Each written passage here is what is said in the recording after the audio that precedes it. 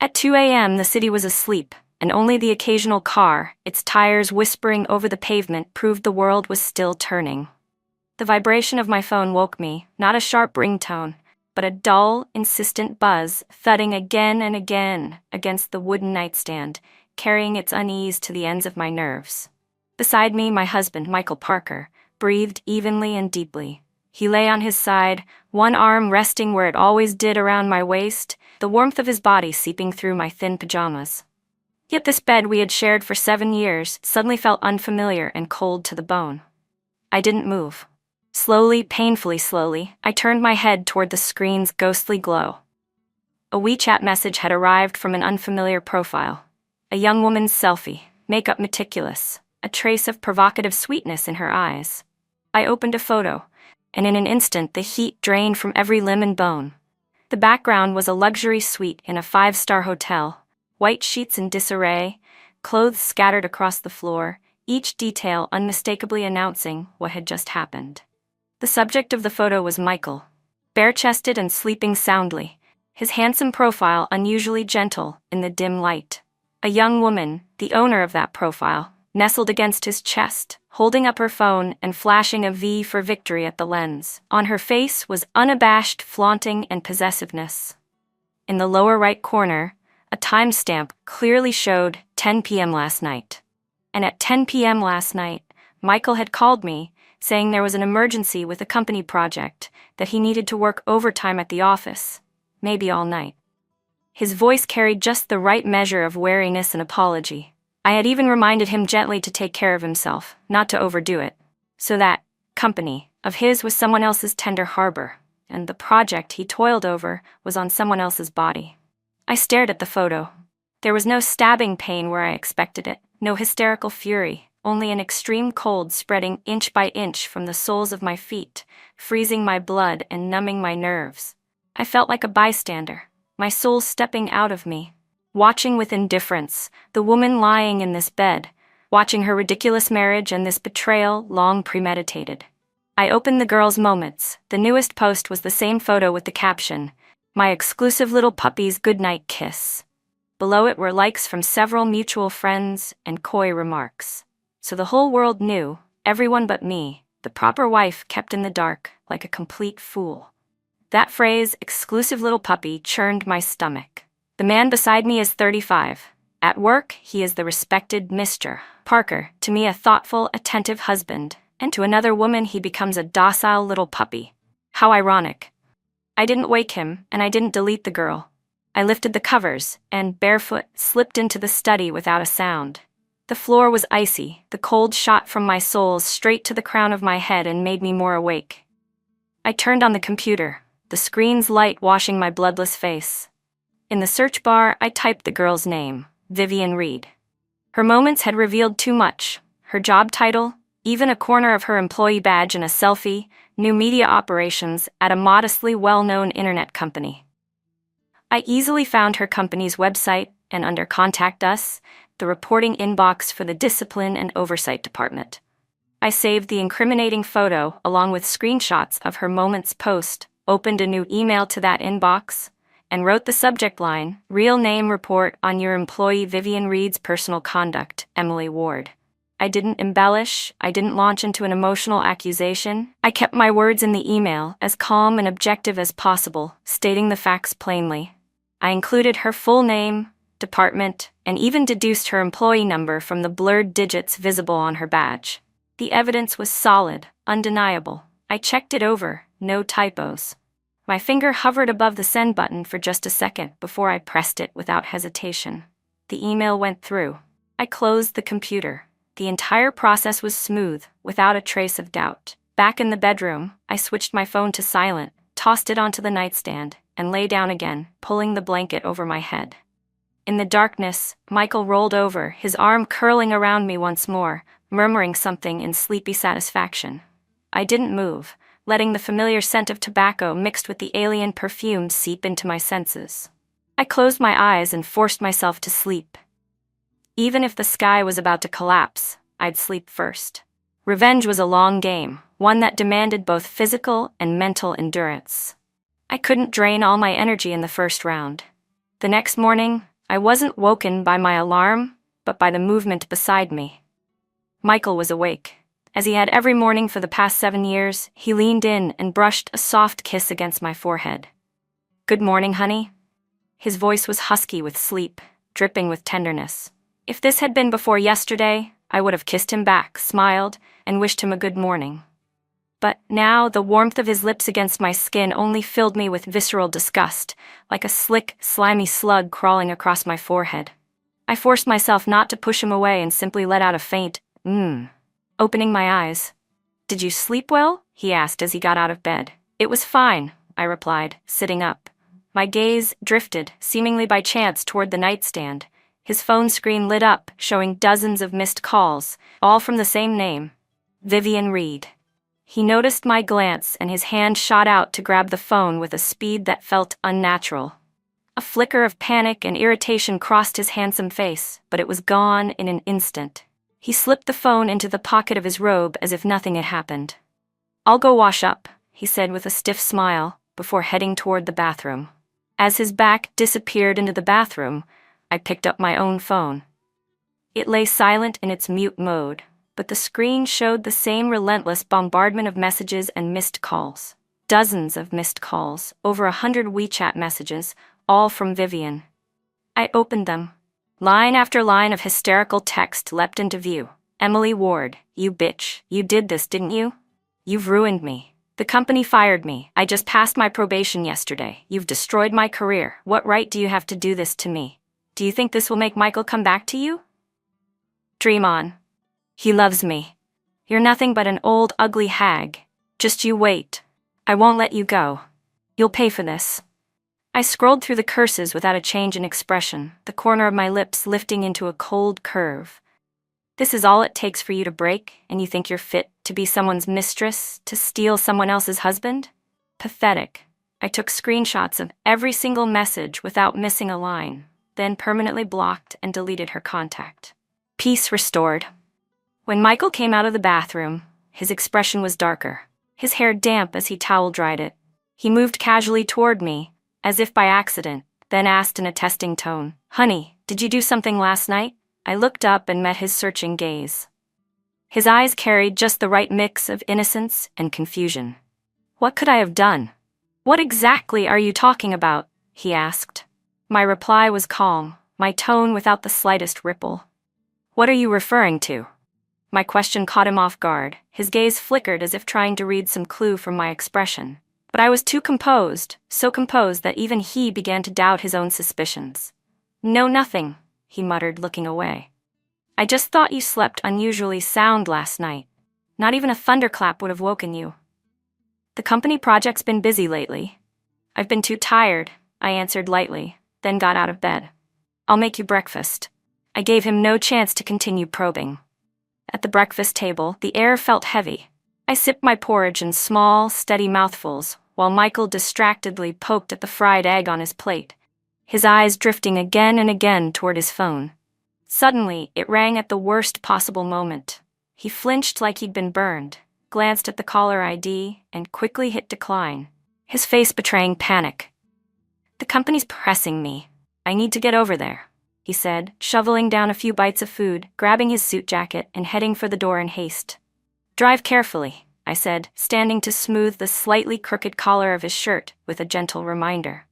His body stiffened, and he gave me a look that was complicated, almost wary, before leaving without another word.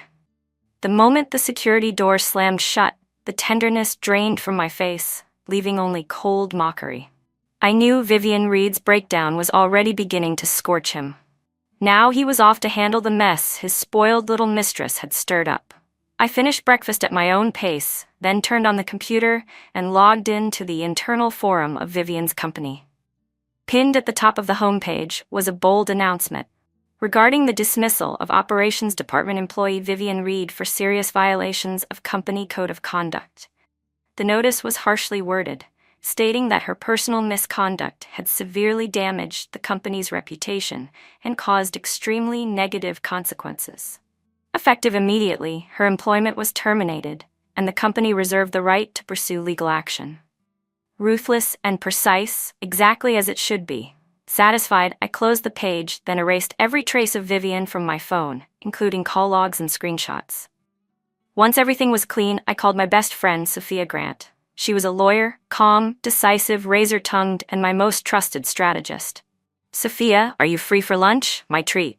On the other end, she immediately sensed something was wrong. "Something happened?" I said evenly. "Michael gave me a big gift. I have to return the favor." In a quiet Western restaurant downtown, Sophia listened to my account. By the end, her knife and fork clattered loudly against her plate with a sharp metallic ring. "Holy shit, Emily. You're incredible," she said, staring at me wide-eyed. "You took out the mistress in one night? With that kind of efficiency, you're wasted not working in intelligence." I stirred my coffee in silence. Once her initial shock passed, Sophia's lawyer instincts kicked in, cutting straight to the heart of the matter. "Well done. But Emily, you know Vivian's just a pawn. The real boss is the man at home." "I know," I replied, meeting her eyes with steady composure. "So what's your plan? Confront him? File for divorce?" she asked, frowning. I shook my head. Confronting him would be letting him off too easily. My voice was soft, but it carried an edge that left no room for doubt. "I'm going to make him lose everything that truly matters to him, piece by piece, at the exact moment he thinks he still has everything under control." Sophia studied me, her eyes growing complicated. She had known me for over a decade, from the shy, innocent girl in college to the housewife who once threw herself into love without hesitation. In her eyes, I had always been the kind of traditional woman who cried for love, laughed for love, and valued marriage and family above all else. But the woman sitting across from her now was calm, rational, and even a little cold. The eyes that had once been as clear as water now held only an unfathomable chill. "Emily," she said, a trace of worry in her voice, "you've changed." "People always change," I replied, pulling the corners of my mouth into a faint, bitter smile. "But I was forced to. Michael Parker personally killed the naive, gentle Emily Ward. From now on, the one who survives will be a fighter, a woman who lives only for herself." Sophia sighed, taking my icy hand in hers. "Whatever you decide to do, I'll support you. Leave the legal matters to me. Just remember to protect yourself. Don't let him hurt you." "He can't hurt me anymore," I said quietly, slipping my hand from hers. "A dead person doesn't feel pain. My heart died the moment I saw that picture." That evening, when Michael came home, he looked preoccupied and exhausted. He didn't mention Vivian Reed at all, only complained about how busy the company had been lately, how much pressure the project was under, using it as an excuse for his odd behavior. I didn't expose him. I continued to play the role of the dutiful wife, running his bath, laying out clean clothes, and offering him a cup of hot tea at just the right moments during his grumbling. He seemed to let down his guard a little, but his eyes still darted away, and he kept picking up his phone to type out quick replies before deleting them just as fast. I knew he was still dealing with the mess Vivian had left behind. A young woman freshly fired, her future ruined. Someone like that wouldn't let go so easily. After his bath, he sat on the couch in his robe and suddenly said, "Honey, let's get a new car. I've been looking at the new BMW X5, it would suit you." I was trimming the lilies in the vase, and my hands paused for just a moment. It was rare for him to suggest a large purchase like this. Our finances were in good shape, but I had always managed them with a steady conservative approach. "Why the sudden urge to change cars?" I asked casually, turning toward him. "You've been working so hard lately. I wanted to reward you," he said with a smile that held both flattery and guilt. Inwardly, I sneered. "A reward for me?" More likely, he wanted to use the money to soothe the mistress whose life he'd just destroyed. Or perhaps he already suspected Vivian might demand a huge payout and was trying to quietly carve off a portion of our joint assets beforehand. The company has a lot of projects right now, and expenses are high. "Let's wait for a bit," I said lightly, using the excuse of household budget pressures to turn him down. His expression darkened, but he didn't press further. That night, he tossed and turned, restless, while I slept more soundly than I had in months. From that day forward, I quietly began taking stock of all our family assets, real estate, savings, stocks, and funds. I photographed and backed up every certificate and document, encrypting them before uploading everything to the cloud. I also dug out Michael's credit card statements and bank records from the past few years. What I found shocked me. During several of his so-called business trips, his credit card showed large transactions at luxury boutiques, high-end restaurants, and hotels in those cities. Many of the payees were names I had never heard before. His affair was no accident, and Vivian Reed was likely just one of many conquests. The unexplained large transactions hinted at secrets far deeper than I had imagined. My heart grew heavier by the minute. This battle was going to be more difficult and dirtier than I had planned. In the days that followed, I moved like a hunter in the shadows, patient and watchful of my prey. Michael seemed convinced the incident with Vivian Reed was behind us, and that life had returned to normal. He became more attentive than ever, even taking the initiative to help with household chores. On weekends, he would take me to the movies or surprise me with little romantic gestures. He thought that with these cheap displays of devotion, he could erase his betrayal and keep me as the same foolish woman who had once loved him blindly. Outwardly, I accepted all of his kindness without a flicker of emotion, but inside, I was sneering. The more he performed, the more I felt disgusted. By then, I had already begun a deeper, more discreet investigation. I discovered that he had been quietly transferring money from our joint account into an unfamiliar account in small, frequent amounts. The movements were subtle. If I hadn't been the one reviewing the statements, they would have gone unnoticed. Using my skills as a product manager, I pieced together information from public corporate databases and the digital breadcrumbs he left on social media. Eventually, I traced the account's owner, and it wasn't Vivian. It belonged to a middle-aged man named Mr. Zhang, someone Michael had once described as a very important business partner. My pulse quickened. This was no longer just infidelity. It involved complicated business interests, possibly even criminal activity. To test my suspicion, I set a trap. At a family gathering, I casually mentioned in front of our relatives that a friend's company had recently conducted an internal audit and uncovered an executive embezzling funds. He'd already been taken away by the police. As I spoke, I studied Michael's reaction closely. The hand holding his wine glass trembled ever so slightly. He quickly covered it by taking a sip, but the fine beads of sweat forming at his temple betrayed his anxiety. He was hiding something, and it was big. That night, while he was in the shower, I turned on his personal laptop. It was password protected, but I knew him too well. His password had always been our wedding anniversary.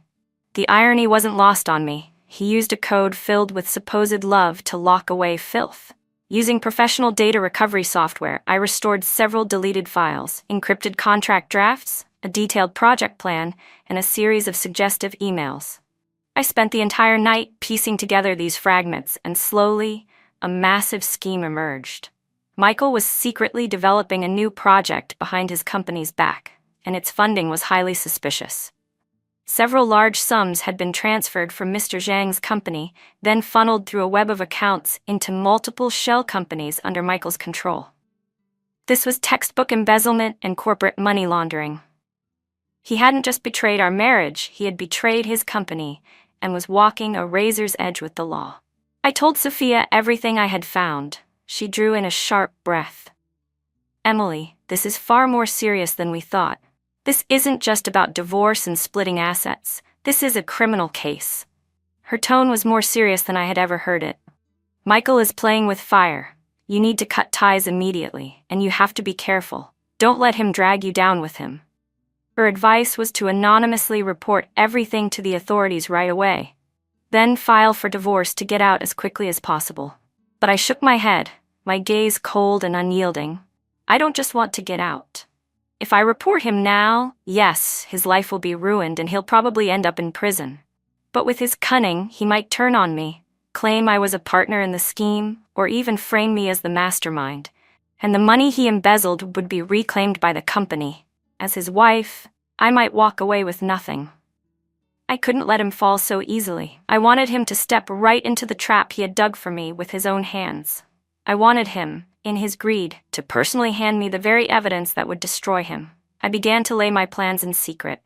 I organized every key piece of evidence, transfer records, contract drafts, email exchanges, into separate, neatly labeled categories. I made 3 backup copies on different USB drives. One I gave to Sophia, one I hid in the company safe, and one I kept on me at all times. I consulted Sophia on how to best protect my marital assets in the coming storm.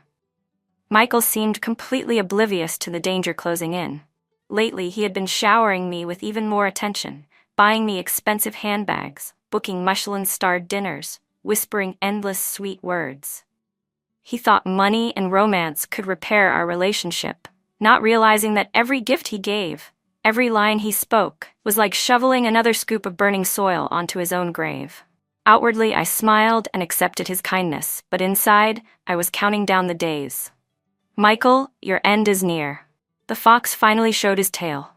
On a night he had carefully staged with flowers and red wine, he held my hand and gazed at me with deep affection. Honey, I've been working on a project with an incredibly high return, but I'm still short a bit of startup capital. I sneered inwardly, but put on just the right look of concern. How much? About 3 million, he said, pausing before locking his eyes on mine. I was wondering if you could use that premarital property under your name, the apartment your parents left you, as collateral for a bank loan. Don't worry, this would be a joint investment between us. Once the project succeeds, we'll split the profits 50-50, and then I'll get you an even bigger villa. The picture he painted was beautiful, his voice dripping with temptation. If I had still been the love-struck fool I once was, I might have believed him, but now all I felt was revulsion. Not only had he drained our shared assets, now he wanted to sink his claws into the only security my parents had left me. This man's greed had no bottom. I didn't agree immediately, nor did I refuse outright. I let a conflicted, hesitant expression cross my face. This is a big decision. I need to think about it. And it's from my mom and dad. My hesitation must have been exactly what he expected, because he instantly intensified his persuasion. He promised, swore on his life, even brought up our future children, claiming it was all for the good of our family. His acting could have won him an Oscar. I pretended to be swayed, but laid down my condition. Michael, it's not that I don't trust you, but you know how cautious I am. Could we sign a detailed investment agreement, black and white, clearly stating each of our rights and obligations, especially where the money will go and who will bear the risk? That way I can feel at ease. When he heard my request, he visibly relaxed. To him, I was just an overly cautious but otherwise clueless housewife. Signing an agreement was merely a formality to soothe me. Of course. However you want it written, we'll do it your way, he said readily. He thought he was in control of everything, never realizing he was walking straight into the trap I had designed for him. I immediately called Sophia to tell her the news. Her voice trembled with excitement on the other end. Emily, he's taken the bait. This is a golden opportunity. Let me draft the agreement, you make sure he signs it clear as day, so he dies clear as day. Over the next few days, I discussed investment details with Michael in front of him, while in the background, Sophia and I fine-tuned every line of what I called the death contract. Sophia, true to her reputation as a top lawyer, crafted an agreement that on the surface looked like a fair and reasonable joint investment between spouses, but in reality hid countless legal traps. It clearly stated that the loan funds must be used exclusively for the designated purpose. All funds, according to the agreement, were to be used exclusively for the specific project described, with Michael bearing full responsibility for the security of those funds. The most crucial clause stated that if the project was ever found to involve any illegal or non-compliant activities, or if it resulted in any financial loss, all legal liabilities and economic damages would be borne solely by Michael Parker, with no connection to me whatsoever. To reassure me into signing, Michael even volunteered to include several terms unfavorable to himself, such as a guarantee that the investment would break even within 2 years, or else he would compensate using his personal assets. In his mind, these clauses would never be triggered, so he agreed to them without hesitation. Before we signed, I retrieved from a hidden compartment in my study the copies I had prepared long ago. The shadow contract Michael had privately signed with Mr. Zhang, along with key bank transfer records. I placed them next to the investment agreement we were about to sign, snapped a photo, and sent it to Sophia. Tomorrow, we close the net. The next day, we met at a law firm. Sophia attended as my legal representative, dressed in a sharp black suit, her presence commanding the room as she professionally explained every clause in the agreement.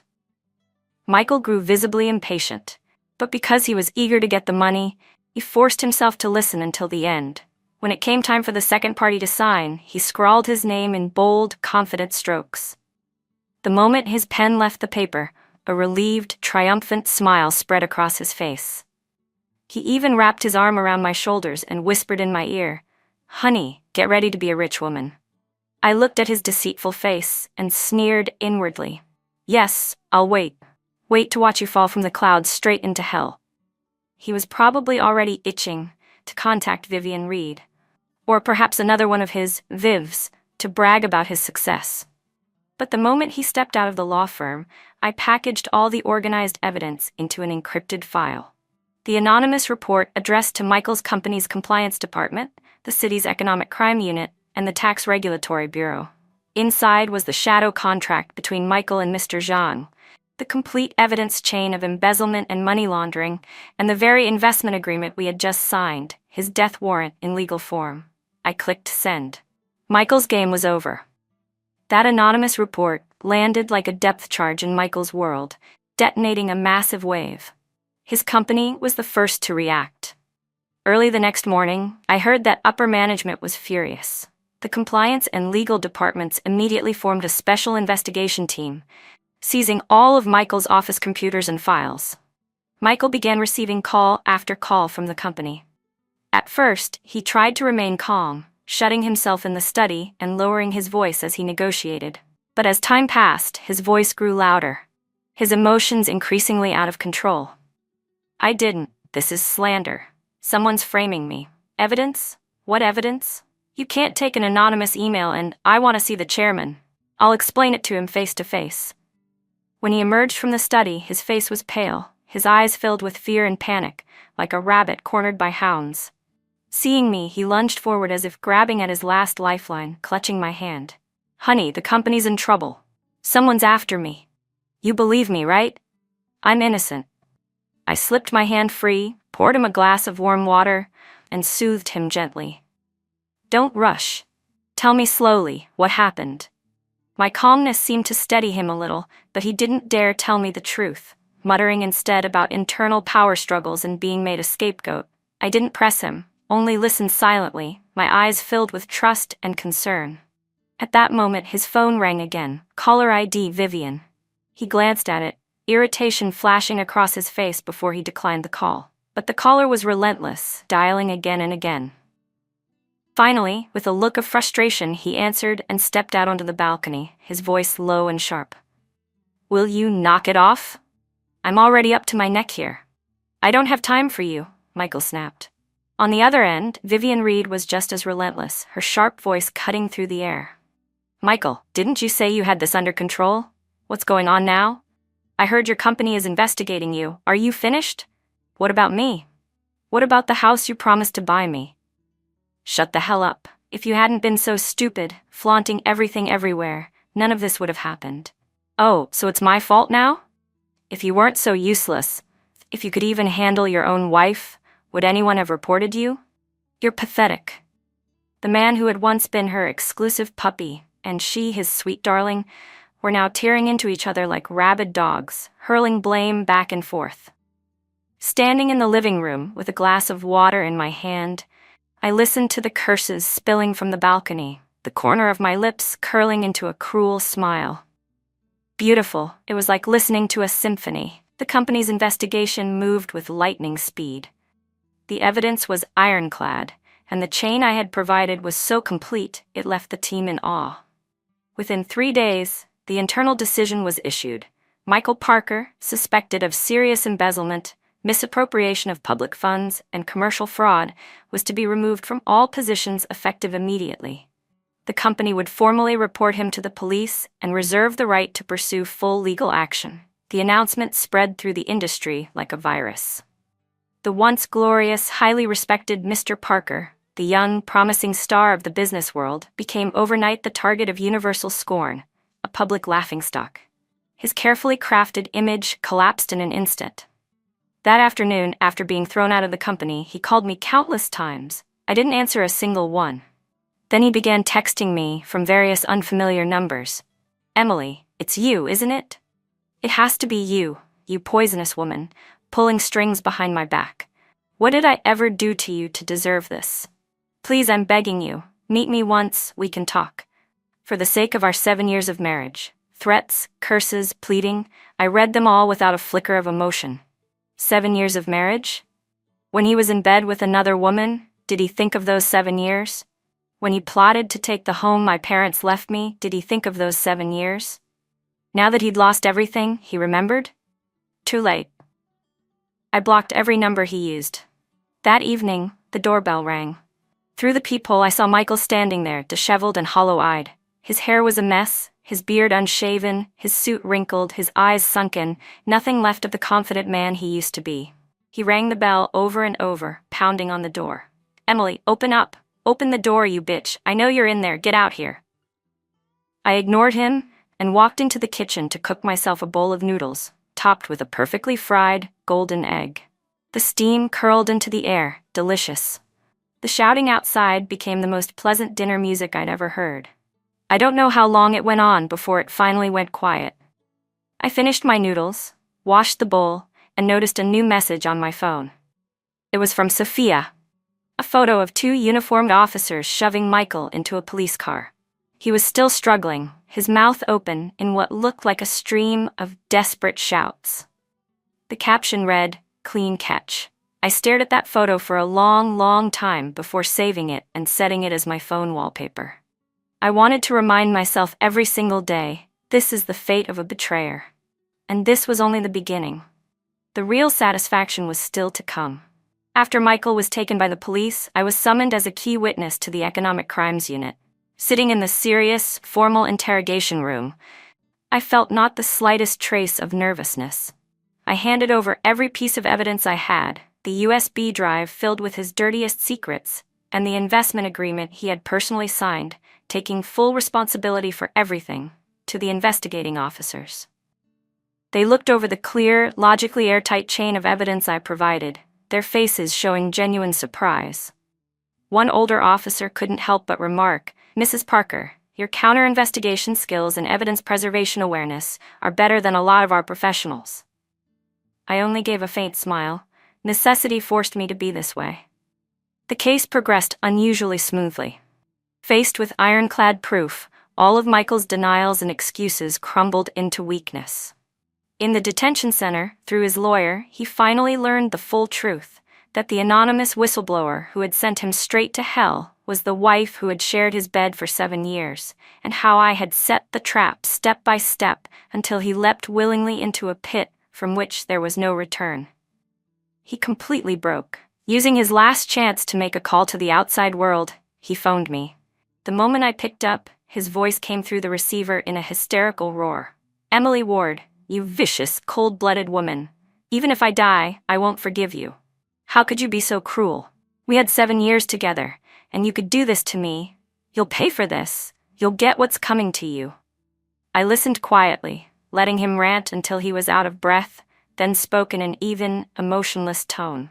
"Michael, now you know what pain feels like? When you betrayed me, when you schemed against me, did you ever think there would be a day like this?" He faltered.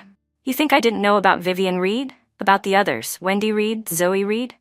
I let out a short, cold laugh. "You think I didn't know you were using our joint money to keep other women? That you were after my premarital property? Michael, you're not ruthless. You're stupid. You overestimated your intelligence and underestimated how decisive a woman can be when her heart is completely broken." Before he could respond, I hung up and blocked the number. That man would vanish from my world forever. With Sophia's help, my divorce proceedings went smoothly. Michael had committed infidelity during the marriage, siphoned off joint assets, and even defrauded me, each one making him the guilty party. The court ultimately ruled that I would receive 70% of our joint property, taking into account his severe misconduct.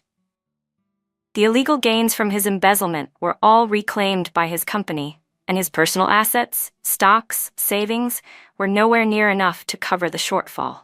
He was truly left with nothing.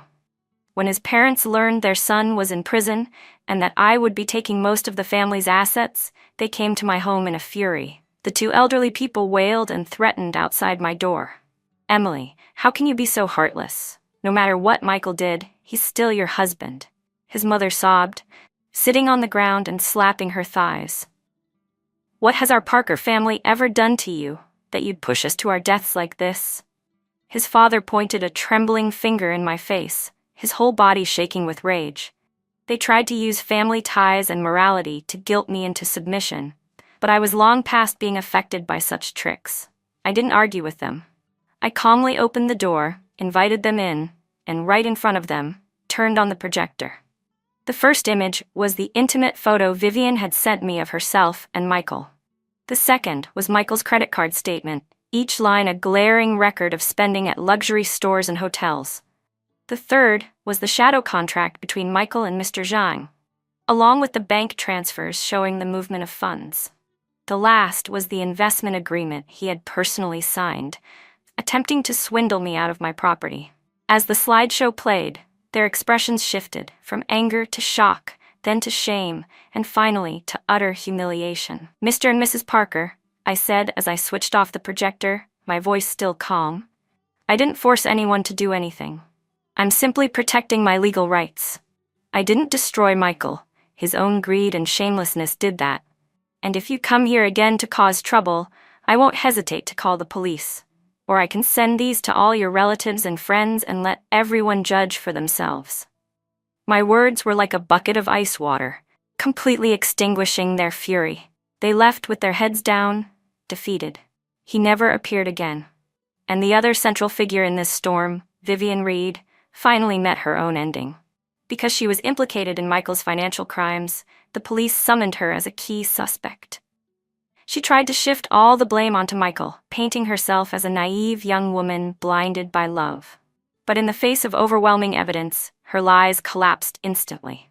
Not only had she accepted large amounts of luxury goods purchased with Michael's dirty money, she had also used her position to promote his illegal projects. In the end, she paid the price for her vanity and stupidity. The high-profile downfall of a company executive became a media sensation. Michael and I, once the model couple, turned into gossip fodder for the public. But surprisingly, public opinion didn't condemn me, the woman who had torn her cheating husband apart. My composure, rationality, and decisiveness earned me a reputation as a woman of both intelligence and courage. I became a symbol for many women who had been betrayed. When I received the divorce decree from the court, stamped in bright red, I felt neither joy nor sorrow, only the calm relief of something finally settled. I didn't tear it up. I carefully stored it away in my safe. It was both the medal I'd earned from winning this battle and the ticket to my new life. On the day the divorce became final, I felt like a bird that had been trapped in a cage for years, finally freed. Even the air I breathed tasted faintly sweet. The first thing I did was completely renovate the home that had held 7 years of my marriage to Michael. I hired the best design team to remodel the house, tearing down every oppressive wall and replacing them with bright floor-to-ceiling windows. The dark, heavy furniture Michael had loved, symbols of his so-called success, was thrown out. In its place, I chose warm, minimalist wood tones. I filled the balcony with flowers and plants I loved. I hung oil paintings from my student days in the living room. Every corner breathed new life and my hopes for the future. This was no longer our home. It was my home, my sanctuary, my castle. To celebrate my rebirth, Sophia threw me a small party with only my closest friends. We raised our champagne glasses, and they smiled at me, saying, "Congratulations, Emily. Welcome back to the world of the living." Yes, the world of the living. For those 7 years, I had lived like a soulless puppet, sacrificing my dreams and ambitions to preserve a marriage that only looked perfect from the outside. Now it was time to live for myself. I resigned from the company I had worked at for nearly 10 years. My director tried repeatedly to persuade me to stay, but my mind was made up. I wanted to give myself a long break, to finally see the places I'd always dreamed of, but never visited because Michael had said, "I don't like them." I signed up for the painting and yoga classes I had long postponed, began learning French, and actively expanded my social circle. I met many fascinating new people: world-traveling backpackers, talented independent artists, and successful women entrepreneurs. From them, I saw another possibility for women's vitality. I realized that a woman's worth has never been defined by marriage or a man. Occasionally, I ran into former colleagues or friends. Their eyes carried a trace of pity and curiosity. I didn't avoid them, nor did I explain. I simply responded with my brightest, most confident smile. My life was the best proof I was doing better than ever. Not long after Michael's case was formally sentenced. Found guilty of embezzlement and misappropriation of public funds, he was convicted on multiple counts and sentenced to 15 years in prison. I saw his picture in the news, escorted out of court by officers. In just a few months he had aged beyond recognition, his hair more than half gray, his eyes empty and lifeless, like a shell drained of its soul. Looking at that photo, I felt no rush of triumph, only the calm detachment of reading a stranger's story. That man no longer had anything to do with my life. Sometime later, I happened to see Vivian Reed at a dingy fast food place on the corner. She was wearing a grimy delivery uniform, struggling to mop the floor. The once proud, pretty face she had flaunted was now lined with exhaustion and weariness. All her former arrogance and sparkle had vanished without a trace. She saw me, too. Our eyes met for a single second before she dropped her head like a startled rabbit, not daring to look at me again, as if she wished the ground would swallow her whole. I didn't stop, didn't acknowledge her, and walked right past as though she were a total stranger. Her downfall and her regret had nothing to do with me. My life had already turned to a new page, while she was still mired in the same filthy pit, unable to pull herself out. Perhaps that was the best punishment she could ever receive. I thought all grudges had been settled, that life could finally return to calm waters, but an unexpected crisis quietly crept in. Not long after I resigned, a rising tech company reached out to me through a headhunter. They valued my past project experience and skills highly, offering me a salary I couldn't refuse to take on the role of marketing director. The new position was challenging, reigniting my passion for the competitive energy of the workplace. I quickly adapted to the pace and, through my skills, led the team to win several impressive projects, earning respect throughout the company. I thought my life was finally on a bright new track, until an anonymous email dropped into my inbox like a boulder, sending ripples through the calm surface of my mind. It was late at night. I was at home, working on the next day's presentation when a new message popped up. No subject line. The sender was just a meaningless string of random characters. Without thinking, I clicked it open. Inside were only a few photos. The background was the cafe downstairs from my company. The main subjects were me and a man named Ryan Chen, the technical director at a partner company. We'd been in frequent contact for work. He was genuine, professional, and witty. I did have a budding fondness for him. The photos were clear, showing us chatting and laughing together in the cafe. The angle was carefully chosen to make it look like we were an intimate couple. Below the images was a single line of bold red text. "Stay away from him, or you'll regret it." My heart sank sharply. That familiar, threatening tone instantly dragged up memories of my worst past. Could this be one of Michael's old associates? Or Vivian Reed, still holding a grudge, trying to get back at me? My life had just returned to order. Was I about to be dragged into another filthy mess?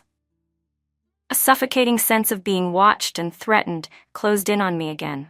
I immediately forwarded the email to Sophia. She called back quickly, her tone serious. "Emily, this isn't simple. Michael may be in prison, but his connections outside are complicated. It's entirely possible someone wants to act on his behalf. And remember Mr. Zhang? Michael's case dragged him in. Even though he bought his way out, he took heavy losses. He could very well hold a grudge against you." Her analysis sent a chill down my spine. I realized I might not be facing a personal grudge, but an unseen, hidden interest group operating in the shadows. I tried to trace the email's IP address, but whoever sent it was clever, using an overseas server and multiple layers of rerouting. It was impossible to track. I didn't make a scene, nor did I tell Ryan, but I began quietly watching him.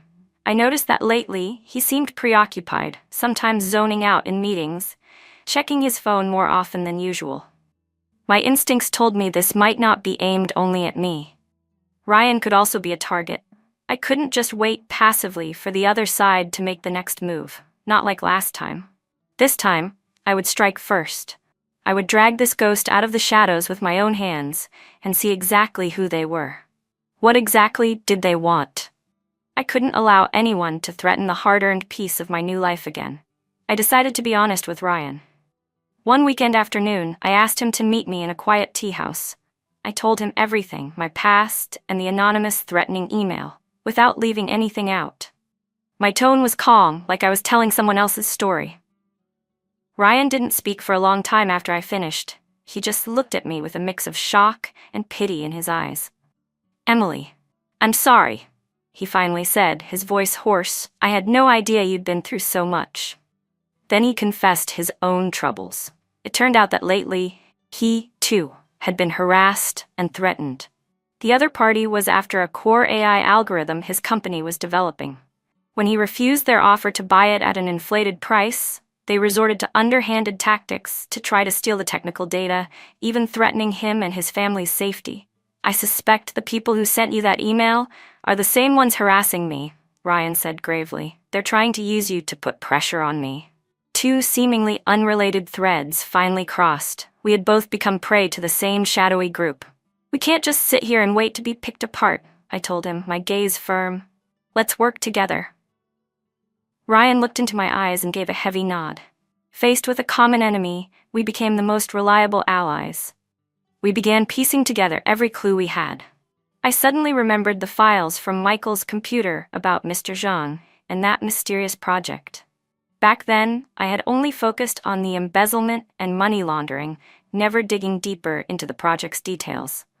I pulled out the old USB drive and went through every file carefully. The discovery made both of us gasp. The project Michael had tried to sell to Zhang wasn't just some ordinary deal, it was a set of core data on artificial intelligence recognition technology stolen from his own company. And that technology was intricately connected to the AI algorithm Ryan's company was developing, sitting at a crucial upstream-downstream link in the industry chain. That so-called Mr. Zhang was nothing more than a front. Behind him was a transnational crime syndicate specializing in stealing high-tech intelligence and committing corporate crimes. They had exploited Michael's greed and Vivian Reed's vanity, turning them into agents for stealing trade secrets. And now, they had set their sights on Ryan. Everything fit together. They must have believed Michael had left behind another, even more critical, backup of the technical data. A bold plan took shape in my mind.